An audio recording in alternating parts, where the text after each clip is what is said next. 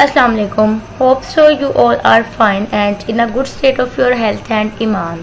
Today we start our topic of man's contribution in the environment. How biology contributes for service of mankind. तो आज की class में हमारा ये topic है कि हमने ये स्टडी करना है कि किस तरह से बायोलॉजी ने इंसानी ज़िंदगी को फ़ायदा पहुंचाया, कंट्रीब्यूशन किया है। ठीक है, biology and the service of mankind. The science of biology has been helping mankind in many ways in increasing food.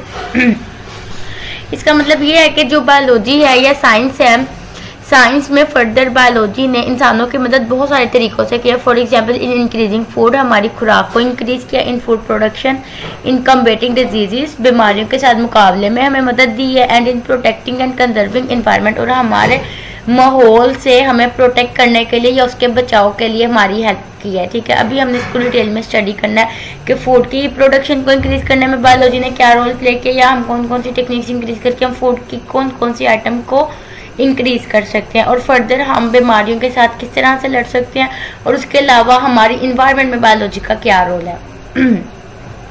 Biological advances in the field of food and health have resulted in high standards of living. Biological advances ने हमारे living standards को बहुत high level पर कर दिया, मतलब बहुत high level पे कर दिया। ठीक है, अब हम एक एक करके देखते हैं कि क्या क्या अमेंडमेंट्स आई हैं, क्या क्या चेंजेस आए हैं, साइंस ने हमें क्या क्या फ़ायदे दिए हैं। ठीक है, plant production has been tremendously increased by improving existing varieties of developing new high yield and disease resistant varieties of plants and animals used as food. एक सेकेंड, अच्छा, इसमें यह है कि जो हमारी प्लांट प्रोडक्शन है वो दिन ब दिन बढ़ती जा रही है। ट्रिमेंडियसली बोलते हैं बहुत तेजी के साथ और एक कसीर मतलब हाई क्वांटिटी में। ठीक है, बहुत बड़ी, ट्रिमेंडियसली बोलते हैं लार्ज एंड ह्यूज। ठीक है, ह्यूज। तो प्लांट प्रोडक्शन जो है वो बहुत ही बड़ी तादाद में इंक्रीज हुई है। कैसे कि हमारे पास जितनी भी क्रॉप्स हैं, जितने भी प्लांट्स हैं, आपको पता है कि plants are autotrophs, they can prepare their food by their own cells, and we are heterotrophs and we can get our food from plants and for many other sources and from many other sources but mainly from plants. ठीक है, तो plant से अपना food हासिल करने के लिए हमें फिर उसकी वैरायटी को इंक्रीज करना पड़ा। ठीक है, तो हमने साइंस का यूज़ करते हुए, बायोलॉजी का यूज़ करते हुए हमने डिफरेंट प्लांट्स को, उनकी क्रॉप्स को बेटर बनाया। ठीक है, इंप्रूविंग एग्जिस्टिंग वैरायटीज़, और जो वैरायटीज़ उनकी एग्जिस्ट करती थी उनमें हमने न्यू यील्ड भी करवाई। ठीक है, इंट्रोड्यूस करवाई, और उसके अलावा वो प्लांट्स जो कि डिजीज़ कॉज कर जाते थे, ठीक है, उनमें कोई भी इंसेक्ट हार्म कर देता था तो वो प्लांट वेस्ट हो जाता था, तो हमने उसमें डिजीज रेजिस्टेंट मतलब उसको बीमारी से लड़ने के लिए तैयार किया। ठीक है, और बहुत सारे एनिमल्स को भी हम लोग एज अ फूड यूज करते हैं। ठीक है, तो इसमें plant and animal breeders have developed, तो दोनों ही प्लांट सोर्स भी और एनिमल सोर्स भी हमने डेवलप किया थ्रू सिलेक्टिव ब्रीडिंग। उसमें से हमने सिलेक्टिव ब्रीडिंग की, use the principle of genetics के प्रिंसिपल को यूज करते हुए हमने उसमें सिलेक्टिव ब्रीडिंग की। इट्स मीन डैट कि हमने उनके जीन्स को खुद अल्टरनेट किया और अपनी मन चाहिए वैरायटी पाई, मन चाहिए अपनी क्रॉप पाई, मन चाहे अपना फूड पाया। ठीक है, और उसकी अपनी मन चाहे क्वालिटी इंक्रीज की, उसकी मन चाहे क्वांटिटी इंक्रीज की। ठीक है, new better varieties of wheat, rice, corn. अब आजकल आप देख रहे हैं हमारे पास चावलों की कितनी किस्में हैं, आटे की कितनी किस्म है, कॉर्न की कितनी किस्म है, ये मकई, चिकन, काऊ, इन सब की कितनी किस्में हैं। ठीक है, मतलब भैंस है, बकरी है या गाय है। ठीक है, गाय, भैंस, तो ये मतलब काऊ की वैरायटीज है ना, तो ये हमने इनको डेवलप किया। ठीक है, poultry breeders have develop broilers, हमने ये मुर्गी खाने में भी उनकी मतलब उनके जीन्स थोड़े बहुत अल्टर करके हमने ये ब्रॉयलर, अब ये जो बाजार में मतलब मछली कह रही सॉरी चिकन आता है, गोश्त आता है, ये ब्रॉयलर का होता है। ठीक है, ये ब्रॉयलर है। फॉर गेटिंग ये चिकन जो है वो दो तरह का होता है, एक ब्रॉयलर होता है और एक देसी मुर्गा होता है। तो देसी मुर्गा तो बहुत ज़्यादा एक्सपेंसिव होता है, तो वो हर बंदा अफोर्ड नहीं कर सकता, तो हमने उसकी थोड़ी सी क्वालिटी को कम करके लेकिन चिकन की क्वांटिटी को इंक्रीज कर दिया, और हमारे पास कसीर तादाद में with the passage of time increasing population of human beings day by day, उसकी नीड को फुलफिल करने के लिए, उसकी रिक्वायरमेंट को पूरा करने के लिए खाने वाले ज़्यादा हैं लेकिन चीज़ें कम है, तो फिर हमने अपने रिसोर्सेज को बढ़ाने के लिए हमें साइंस का इस्तेमाल करना पड़ा। ठीक है, for getting quick and cheap white meat, ताकि हमें सस्ता और जल्दी गोश्त हासिल हो सके। ठीक है, अब हमने सबके लिए किया क्या, हमने उसमें जीन्स इंट्रोड्यूस करवाया, जीन्स फॉर डिजीज रेजिस्टेंस, बीमारियों से लड़ने वाले जीन्स। ठीक है, उन्हें हमने पावरफुल बनाया, एंड अदर डिजायरेबल करेक्टर्स। ठीक है, और जो भी हमें मन चाहे करेक्टर्स हमें चाहिए थे, हमने उनके जीन्स को अल्टर किया। हमने अभी ये बायोलॉजी का फर्स्ट चैप्टर स्टार्ट किया हुआ है। ठीक है, हमने अभी आगे इंशाल्लाह 14 चैप्टर्स तक जाना है, तो हमने हर चीज़ की डिटेल में जाना है कि मतलब एक्चुअली में जीन्स का क्या रोल है। बेसिकली वैसे आप 9th-10th में बेसिक्स पढ़ आए हैं, तो आप हर चीज़ से फेमिलियर हैं कि हर चीज़ को जीन्स कंट्रोल करते हैं। Genes are the hereditary material of every species, ठीक है। तो चाहे वो कोई काव है, गोट है, हैन है, ह्यूमन बीइंग है, हमारे सारी की सारी वर्किंग, हमारे ट्रेड्स, हमारी फिजिकल अपीयरेंस, जीनोटाइप, फिनोटाइप, हर चीज़ कौन कंट्रोल कर रहा है? जीन्स कंट्रोल कर रहे हैं। तो अगर हमने किसी से कुछ भी हासिल करना है तो हम उसका जीन अल्टर कर देंगे। जब उसका इंटरनल सिस्टम चेंज होगा, जीन चेंज करेंगे, तो उसमें अल्टरनेटिवली वो करेक्टरिस्टिक्स आ जाएंगी, ठीक है। तो हमने वही जीन्स उस प्लांट में इंट्रोड्यूस करवाया, उस एनिमल में इंट्रोड्यूस करवाया जो कि हमें चाहिए था, ठीक है, using the technique genetic engineering.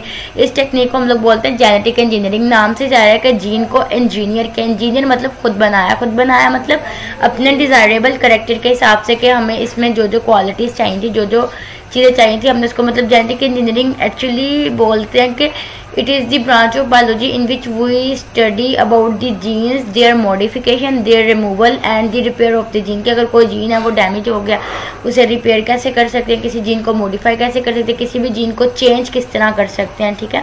तो वो सारे का सारा किस स्टडी में आ जाता है? Genetic engineering. और जेनेटिक इंजीनियरिंग खुद एक बहुत ही ब्रॉड फील्ड है, ठीक है। सच ट्रांसजेनिक प्लांट्स, अब वो जो प्लांट्स है जिनका हमने जीन चेंज किया उन्हें हम क्या बोलेंगे? Transgenic plants. इसी तरह अगर कोई भी ऑर्गेनिज्म है वो हमारे पास बेसिकली ट्रांसजेनिक ऑर्गेनिज्म बनेगा। अगर वो कोई एनिमल है जैसे ब्रॉयलर है तो वो क्या होगा? ट्रांसजेनिक एनिमल्स कहलाएगा, ठीक है। तो ये वो ऑर्गेनिजम्स होते हैं having foreign DNA incorporated into their cells. Foreign बोलते हैं बाहर से, ठीक है। जैसे हम कहते हैं कि जी मैंने फॉरेन जाना है, फॉरेन मतलब मैंने बाहर जाना है, मुल्क से बाहर जाना है। तो इसी तरह बॉडी से बाहर को भी फॉरेन बोलते हैं। तो अगर हमारी बॉडी के अंदर बाहर से हमको डीएनए इंट्रोड्यूस करवा रहे, कोई जीन अंदर दाखिल करें, तो वो क्या होगा? बॉडी के लिए फॉरेन होगा। तो कोई भी फॉरेन डीएनए किसी भी सेल के अंदर जब हम इंट्रोड्यूस करवाते हैं तो वो चीज़ क्या बन जाती है? ट्रांसजेनिक बन जाती है, क्योंकि उसके अंदर जीन इंट्रोड्यूस हुआ है, ठीक है। और फिर फर्दर अब ऐसे तो नहीं ना है कि अब एक सेल अगर हम लोग लेते हैं तो अब एक बॉडी में मिलियंस ऑफ सेल्स है और हमें मिलियंस ऑफ ब्रॉयलर्स चाहिए, तो अब क्या हम मतलब हर सेल के अंदर अलग अलग जीन्स, मतलब हमें मिलियंस ऑफ जीन्स चाहिए होंगे। फिर उसके लिए तो हमें मिलियंस ऑफ वर्कर्स चाहिए जो मिलियंस ऑफ जीन्स को इनोकुलेट करें, ट्रांसपोर्ट करें, इनकॉर्पोरेट करें। ऐसे नहीं होता। हमने सिर्फ एक सेल लेना है, एक सेल में हमने अपना डिजायरेबल जीन बनाना है और बाद में हमने उसकी ग्रोथ करवानी है ताकि वो अपने जैसे और पैदा करे। फिर जब वो अपने जैसे और पैदा करेगा तो जो नेक्स्ट जनरेशन आएगी, नेक्स्ट जो सेल्स प्रोड्यूस होंगे, नेक्स्ट जो ऑर्गेनिजम्स आएंगे वो उसी कैटेगरी के होंगे जो हमें चाहिए थी, ठीक है।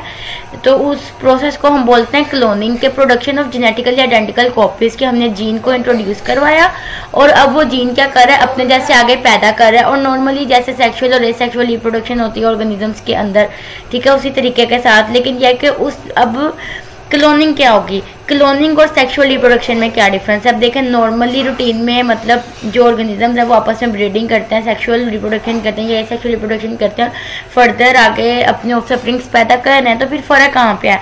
फ़र्क यहाँ पर आया कि हम खुद एक सेल लेते हैं या कोई ऑर्गेनिज्म लेते हैं या एक स्पेसिफिक स्पीशी लेते हैं, उसके सेल में से जीन को अल्टर किया, चेंज किया।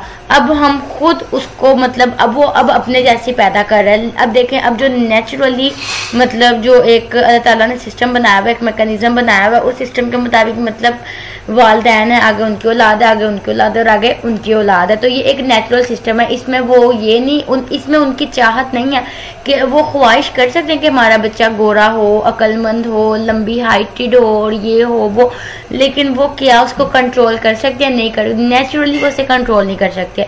और अगर हम किसी भी जीन को कंट्रोल करें तो फिर वो नेचुरल रहेगा नहीं रहेगा, क्योंकि वो फिर आर्टिफिशियल इंटेलिजेंस होगी, आर्टिफिशियल कलर आ गया। तो उस चीज़ को हम बोलते हैं कि अब जो ग्रोथ होगी ना वो होगी क्लोनिंग। अब उससे भी 2 से 4, 4 से 8 सेल्स डिवाइड होंगे, लेकिन फिर वो क्या होगी? वो सिर्फ रिप्रोडक्शन ही होगी, वो क्लोनिंग होगी, ठीक है, यूजिंग स्पेशल टेक्निक्स। और हम फिर उसके लिए स्पेशल टेक्निक्स को यूज़ करते हैं, जैसे कि टिश्यू कल्चर टेक्निक। मतलब टिश्यू आपको पता है कि डिफरेंट टाइप्स ऑफ सेल्स हैं, वो फिर फर्दर जब आगे उनकी ग्रोथ होती रहती है तो टिश्यूज़ मिलके सेल्स मिलके आपस में टिश्यूज़ बना देते हैं।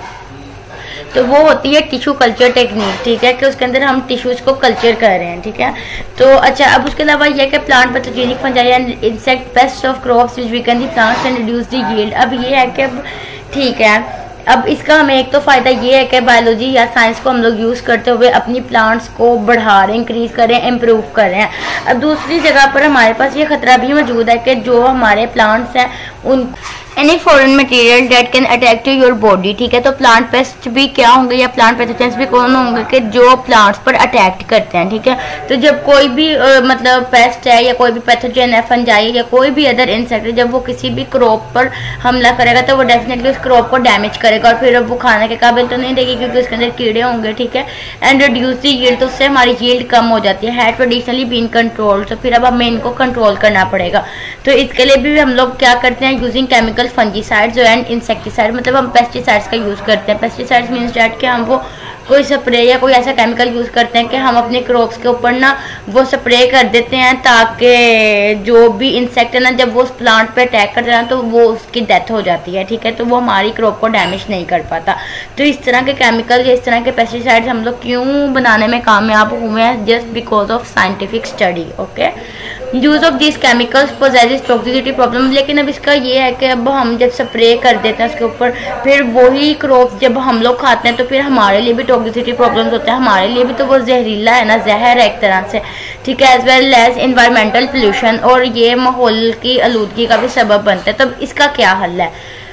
सो मोर ओवर के अब ये है कि आप वो फिर साइंटिस्ट ने इसका हल ये रिड्यूस किया कि आप ऐसा करें कि आप ऐसे ऐसे मतलब इंसेक्ट्स को इंट्रोड्यूस करवा दें अपनी क्रॉप में जो हमारी क्रॉप को तो ना खाएं लेकिन वो दूसरे इंसेक्ट्स को ख़त्म कर दें। इससे क्या होगा कि हम केमिकल के इफेक्ट से बच जाएंगे। Moreover there are chances of insects becoming resistance to the effect of these chemicals, और ऐसा भी हो सकता है कि अब देखें ना एक इंसेक्ट है, उसने एक रोप पे हमला किया, ठीक है, उसने एक बार एक रोप पे हमला किया, अब वो मर गया, लेकिन उसकी अब जो मतलब फिर बाद में उसके अंदर रेजिस्टेंस आ जाती है, ठीक है, उसकी स्पीशीज के अंदर रेजिस्टेंस आ जाएगी, ठीक है, कि अब बाद में जो अगर कोई भी अगर for example 10 paste at a time हमला कर रहे हैं तो उसमें से 9 मर गए और एक बच गया बेचारा, उसके ऊपर थोड़ा बहुत इफेक्ट हुआ लेकिन वो मर गया, मतलब सॉरी मरने से बच गया, बाकी सारे मर गए, एक आधा बच गया। वो क्या होगा कि वो रेजिस्टेंस उसमें आ जाएगी, ठीक है, वो उस चीज़ से फेमिलियर हो गया, अब वो उसके साथ जंग कर सकता है। वो आगे फर्दर जब उसकी ब्रीडिंग होगी या उसकी आगे नस्लें पैदा होंगी तो उसमें क्या होगा कि वो ऑलरेडी उस स्प्रे से फेमिलियर है, तो यहाँ पर तो केमिकल भी फ्लॉप हो जाएगा, तो यहाँ पे इंसेक्ट के अंदर रेजिस्टेंस कॉज करने के चांसेस बहुत ज़्यादा हैं, ठीक है। तो इस वजह से केमिकल्स का इफेक्ट तो फिर बहुत कम रह जाएगा, ठीक है, और केमिकल्स के इफेक्ट तो हमारे लिए भी टॉक्सिसिटी कॉज करता है, प्रॉब्लम कॉज कर सकता है, तो फिर हमें इसका कोई और हल ढूंढना चाहिए, ठीक है। तो बायोलॉजिकल कंट्रोल, एक बायोलॉजिकल कंट्रोल का कॉन्सेप्ट दिया साइंटिस्ट ने, control by some living organisms. उन्होंने कहा कि आप किसी केमिकल की बजाय यही बात कि आप किसी ऑर्गेनिज्म को यूज करें कि वो किसी ऑर्गेनिज्म को खा जाए और खुद हमारी क्रॉप्स को नुकसान ना पहुंचाए। एलिमिनेट्स ऑल हैजर्ड्स, जो कि सारे के सारे मसाइल को एलिमिनेट कर दे, दूर भगा दे। इन बायोलॉजिकल कंट्रोल में अब क्या होता है, pests are destroyed by using some living organisms, कि जो भी पेस्ट, जो भी माइक्रोब है, जो भी माइक्रो ऑर्गेनिज्म है उसको डिस्ट्रॉय किया जा रहा है with the help of any other living organism that compete with, जो कि उसके साथ मुकाबला करता है, जंग करता है, लड़ाई करता है और इवन के उसे खा जाता है, ठीक है। तो इसकी बेस्ट एग्जाम्पल है an aphid that attacks walnut tree, ठीक है, वॉलनट बोलते हैं बादाम को सॉरी अखरोट को, वॉलनट, ठीक है। तो अखरोट के दरख्त पर एक एफिड अटैक करता है। एफिड बोलते हैं जैसे मतलब ह्यूमन बींग्स में हम मतलब फीमेल्स के या मेल्स के हेयर्स में जो लाइसिस प्रेजेंट होती हैं, ठीक है, जुएं जिन्हें हम बोलते हैं, तो इसी तरह अखरोट के दरख्त में भी जुएं पाई जाती हैं, लेकिन वो थोड़ी प्लांट पेस्ट होती हैं, एन एफिड्स, ठीक है, उन्हें हम प्लांट लाइसिस बोल सकते हैं। वो ग्रीन फ्लाइज भी होती हैं, वाइट फ्लाइज भी होती हैं और ब्लैक फ्लाइज भी होती हैं, ठीक है। तो अब वो जो एफिड है वो अखरोट को खराब कर देता है। Is being control biologically by a wasp that parasites this aphid. अब इसको कंट्रोल करने के लिए भीड़ होती है वहां पे, ठीक है, जिसे नॉर्मली आप लोग आम जुबान में पूंड भी कहते हैं, ठीक है। तो pound is just a funny word, ठीक है, लेकिन हम इसको भीड़ी बोलेंगे, ठीक है। तो अब वो जो भीड़ है ना वो उस एफिड को, उस लाइस को खा जाती है, ठीक है। तो उससे क्या होता है कि हमारी जो अब देखें ना, ये भी स्पेसिफिक होता है कि स्पेसिफिक ऑर्गेनिज्म है, एक ऑर्गेनिज्म है, वो एक क्रॉप को नुकसान पहुंचा रहा है लेकिन दूसरी क्रॉप को से वो बेनिफिट हासिल कर रहा है, वो उसको नुकसान नहीं पहुंचा रहा। तो इसी तरह ये होता है कि अब जो भीड़ है ना वो वॉलनट ट्री को नुकसान नहीं पहुंचाती, ठीक है, लेकिन जो एफिड है ना उसका तो लव है वॉलनट ट्री, तो उसने तो उसको खराब करना है, उसने तो उसको खाना ही है। तो इसीलिए जो भीड़ है वो एफिड को खाने के लिए हम लोग वहां पर अपने खेतों में छोड़ देते हैं। ठीक है। और इसकी बेस्ट एग्जांपल ये भी, even some bacteria are being used as pesticides, और हम कुछ बैक्टीरिया को भी यूज करते हैं बायो पेस्टिसाइड्स के तौर पे, ठीक है। Effective control of a particular disaster disease, all the common disease of a plant can be achieved by using all relevant appropriate methods of disease control, ठीक है। तो प्लांट्स के बचाव के लिए हम जो भी पेस्टिसाइड यूज करते हैं, फिर फर्दर हम उसको कंट्रोल करने के लिए कि इससे कोई डिजास्टर्स डिजीज, कोई बड़ी बीमारी ना हमें लग जाए, कोई सीवियर बीमारी ना लगे, तो जितनी भी प्रिवेंटिव मेजर्स ली जाती हैं या जो भी मेथड्स यूज किए जा रहे हैं उन्हें हम बोलते हैं इंटीग्रेटेड डिजीज मैनेजमेंट। ये सारा कंट्रोल जहाँ पर हो रहा है, ठीक है। तो such an approach of disease control is called integrated disease management. तो यहाँ से क्वेश्चन आ सकता है what is integrated disease management. तो आपको पता होना चाहिए कि जितने भी इफेक्टिव कंट्रोल, जो किसी भी डिजीज का इफेक्टिव कंट्रोल हम लोग जो भी यूज कर रहे हैं, वो सारी की सारी कॉमन डिजीजेज जो कि किसी भी प्लांट में हो सकती हैं, ठीक है। फिर अगर किसी पौधे को कोई बीमारी है तो वो उससे हमारे लिए भी प्रॉब्लम कॉज कर सकती है, क्योंकि हमने उसको खाना है, जब हमने उसको ईट करना है एज अ फूड आइटम, तो वो हमारे लिए भी मुश्किलात पैदा कर सकती है, हमारी भी तबीयत खराब हो सकती है। तो इन सारी डिजीजेज को मैनेजमेंट करने के लिए इस सबको हम किस में स्टडी करते हैं, इंटीग्रेटेड डिजीज मैनेजमेंट में, ठीक है। उसके अलावा soil is a complex medium, it is almost impossible to conduct experiments on nutrient requirement of plant by growing them in soil, ठीक है। सोइल एक कॉम्प्लेक्स मीडियम है, तो हमारे लिए ये बिल्कुल नामुमकिन सी बात है कि हम सारे के सारे एक्सपेरिमेंट्स न्यूट्रिएंट पर करें, ठीक है, जो कि सोइल के अंदर ग्रो होते हैं। तो इसके लिए हम लैब में भी ये टेस्ट कर सकते हैं, जिसे हम बोलते हैं एक टेक्निक का यूज करके हाइड्रोपोनिक कल्चर टेक्निक, ठीक है। कि हाइड्रोपोनिक कल्चर टेक्निक हम लोग यूज करते हैं। इसके अंदर हम क्या करते हैं, is use to test whether a certain nutrient is essential for plant और नॉट। मतलब समटाइम्स ऐसे होता है कि कोई एनिमल नहीं है, कोई पेस्टिसाइड नहीं है, लेकिन क्या है कि मतलब एक पौधा है, वो जिस जगह पर लगा बना वहाँ का इन्वायरमेंट उसके लिए मुफीद नहीं है, ठीक है। वहाँ की सोइल मट्टी में वो न्यूट्रिएंट्स नहीं है। अब हमें अब देखें ना, अब हम पूरी की पूरी मट्टी को तो नहीं एक्सपेरिमेंट्स कर सकते ना उसके ऊपर, तो हम फिर ये एक टेक्निक यूज करते हैं, इससे हमें ये पता चल जाता है कि कौन कौन सा न्यूट्रिएंट प्लांट के लिए फायदेमंद और कौन कौन सा नहीं। तो उस टेक्निक को हम लोग बोलते हैं हाइड्रोपोनिक कल्चर टेक्निक, ठीक है। और इससे हमें पता चल जाता है कि इज अ सर्टेन न्यूट्रिएंट के जो भी न्यूट्रिएंट हम टेस्ट करना चाह रहे हैं वो प्लांट के लिए नेसेसरी है कि नहीं। इन दिस टेक्निक, इस टेक्निक में एक्चुअली में होता है कि plant are grown in aerated water, हम प्लांट को ग्रो करते हैं उसे प्रॉपर वाटर वाले एरिया में ग्रो करते हैं, तो which nutrient mineral salts have been added, और उसके अंदर हम खुद वो सारे के सारे मिनरल्स और सॉल्ट्स ऐड करके देखते हैं कि प्लांट ग्रो कर रहा है कि नहीं। इसको बोलते हैं हाइड्रोपोनिक फार्मिंग, क्योंकि हम प्लांट को खुद ग्रो करवा रहे हैं, तो ये फार्मिंग हो गया, ठीक है, खेती बाड़ी। However is yet not feasible, और फिर यहाँ से हमें पता चल जाता है कि वो फिजिबल है कि नहीं, उसके लिए मुफीद है कि नहीं, ठीक है। और इसी तरीके को यूज करते हुए अब एस्ट्रोनॉट्स हैं, जब वो स्पेस में जाते हैं तो वहाँ पे एस्ट्रोनॉट्स में use it for growing vegetables. Astronauts भी इसको वेजिटेबल्स को उगाने के लिए इस्तेमाल करते हैं, ताकि फिर वो वेजिटेबल्स को स्पेस में अगर लेकर जाएं तो वहाँ पर यूज वगैरह कर ले। अब देखें वहाँ पर तो कोई मट्टी नहीं है, जो एस्ट्रोनॉट्स मतलब मंथ्स एंड ईयर्स वहाँ पर रिसर्च के लिए उधर घूम रहे होते हैं, स्पेस में फिर रहे होते हैं, वहाँ पे थोड़ा बहुत अपने खाने पानी का इंतजाम करते हैं, फूड इतने देर का स्टोर करके लेके जाते हैं साथ, ठीक है। तो अब वहाँ पे उन्हें मट्टी तो नहीं ना मिलती कि वो वहाँ पे कोई भी फ्रूट उगा लें और उसको मतलब उसका टेस्ट ले सके, तो फिर वो इसी टेक्निक के जरिए उस प्लांट के पहले नेसेसरी न्यूट्रिएंट्स देख लेते हैं, फिर बाद में उसको मतलब हाइड्रोपोनिक फार्मिंग करते हैं और उन्हें पता चल जाता है, और इस लिहाज से वो वेजिटेबल्स को ग्रो करवा लेते हैं, ठीक है। और उसके अलावा हम फूड की प्रिजर्वेशन के लिए भी डिफरेंट टेक्निक्स यूज करते हैं, ठीक है, for protecting food from spoilage, ये खाने को खराब होने से बचाने के लिए लोग इसे फ्रीज कर लेते हैं। तो एक्चुअली में ये जो आम जुबान में फ्रीज करना बोलते हैं, लेकिन बायोलॉजिकल टर्म इसको प्रिजर्वेशन बोलते हैं, ठीक है। And use it for transport, और अगर हमने कहीं सफर पे जाना हो तो हम उसको वहां पर यूज कर सकते हैं over the long distance without damaging it's quality, उसकी क्वालिटी को डैमेज किए बगैर हम उसको मतलब यूज़ कर सकते हैं उस फूड को, ठीक है। वो हम मतलब फ्रीज कर लेते हैं तो उसका टेस्ट में ज़रा भी फ़र्क नहीं आता। तो ये जो प्रिजर्वेशन का मेथड है ना, ये सबसे पहले लुइस पास्चर था एक साइंटिस्ट, उसने दिया था, उसका जिक्र भी है यहाँ पर, ठीक है। One of these is pasteurisation, तो इस प्रोसेस को हम लोग बोलते हैं पास्चराइजेशन। अभी तक इंक्रीजिंग फूड में आपने डिफरेंट टेक्निक्स पढ़ ली, आपने क्लोनिंग पढ़ ली, जेनेटिक इंजीनियरिंग पढ़ ली, साइंस की तरक्की है ना, कि सारी की सारी बायोलॉजिकल एडवांसेस हैं, क्लोनिंग पढ़ ली आपने, उसके अलावा टिश्यू कल्चर टेक्निक पढ़ ली, हाइड्रोपोनिक कल्चर टेक्निक पढ़ ली, इंटीग्रेटेड डिजीज मैनेजमेंट पढ़ ली, बायोपेस्टिसाइड्स पढ़ ली आपने, बायोलॉजिकल कंट्रोल पढ़ ली। तो ये सारी की सारी चीज़ें क्या हैं, ये सारी की सारी साइंस की डिस्कवरीज क्यों है, हमारी फूड को इंक्रीज करने के लिए या हमारी फूड को प्रिजर्व करने के लिए, प्रोटेक्ट करने के लिए, सिक्योर करने के लिए, उसको बचाने के लिए, उसको सेव करने के लिए, ठीक है। और इसी तरह एक वो इन्हीं में से ही एक टेक्निक पास्चुराइजेशन है कि फूड अब पहले तो ये था ना कि फूड बन रहा है तो उसको हमने माहौल से बचा के रखना है, ठीक है, और बीमारियों से बचा के रखना है। अब फूड बन गया, अब हम उसको एक लंबे अरसे तक यूज़ करना चाहते हैं, तो फिर उसके लिए हम क्या टेक्निक यूज़ करेंगे, पास्चुराइजेशन की। इट इज़ बीइंग वाइडली, सबसे पहले लुईस पास्चर ने यूज़ की, developed by Lewis pasture. It is being widely use for preservation of milk and milk products, ठीक है। तो हम क्या करते हैं कि पास्चुराइजेशन का प्रोसेस हम लोग यूज़ करते हैं मिल्क और मिल्की प्रोडक्ट्स को प्रिजर्व करने के लिए, ठीक है। तो that's all about increasing food quality, ठीक है। तो बाकी हम इंशाल्लाह नेक्स्ट पार्ट नेक्स्ट क्लास में डिस्कस करेंगे, ठीक है। तो आपको पता चल गया होगा कि बायोलॉजिकल मैनकाइंड में जो सर्विसेज हैं वो 3 तरह की हमने डिस्कस करनी है, increasing food production, in कम्बेटिंग diseases and also in protecting and conserving environment. तो आज की क्लास में हमने फूड की क्वान्टिटी या फूड प्रोडक्शन की इंक्रीजमेंट को स्टडी किया, ठीक है, कि वो कैसे इंक्रीज होती है। उसके अंदर हमने डिफरेंट टेक्निक्स देखें कि साइंटिस्ट किस तरह टेक्निक्स को यूज़ करते हुए प्लांट सोर्स और एनिमल सोर्स दोनों सोर्सेज में फूड आइटम्स को इंक्रीज कर रहे हैं और फिर फर्दर उन्हें प्रिजर्व कर रहे हैं। तो इंशाल्लाह नेक्स्ट क्लास में हम लोग देखेंगे इन कम्बेटिंग डिजीजेस के, डिजीज़ के हवाले से साइंस हमारी किस तरह से हेल्प करेगी, उसके लिए फर्दर हम लोग क्या स्टेप्स यूज़ करते हैं, ठीक है। तो वो हम नेक्स्ट क्लास में डिटेल में स्टडी करेंगे।